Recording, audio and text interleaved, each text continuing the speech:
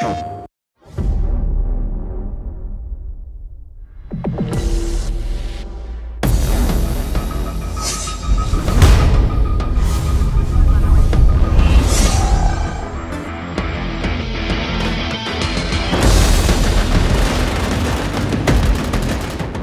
MAG is a game that's basically trying to take the first-person shooter genre and put it on steroids and take it to the next level.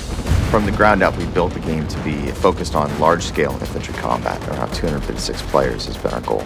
So we wanted to create an online multiplayer experience that would take things a couple generations further than anyone had seen before. Create large-scale effects, large-scale battles, large events, have the players feel like they're part of a much bigger battle, much bigger conflict than they would in any other game to this point. MAG is a very player-driven story, so we want players to create their own story. But in order to do that, we've worked really hard to try to create a lot of character and a lot of interest to the world state. So the game's based in about 25 years in the future. The Shadow War is what encases MAG. It is the background of the world in which the people of the world have basically gotten tired with their governments pouring so much money into war. Fuel is at a premium. It's hard to have a large standing military. So private military corporations have risen to the forefront as groups that will perform the sort of duties and the sort of actions that government armies or national armies performed previously.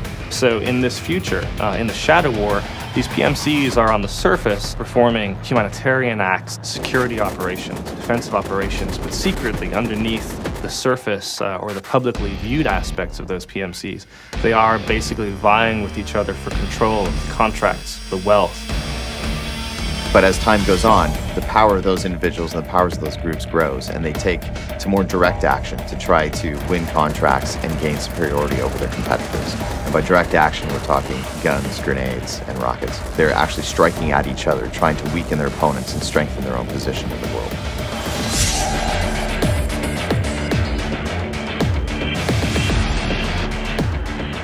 I think what's fun about the story is the fact that it's not too far of a stretch to be believable. And you can see what happens if we turn over too much of our national security as different nations around the world into private contractors. You can imagine how that might go a little bit rogue.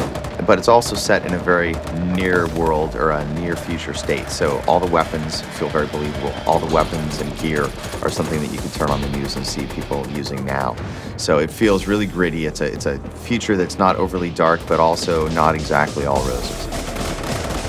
MAG is a game that I think will exceed expectations and is really bringing something that players haven't seen before to the gaming public.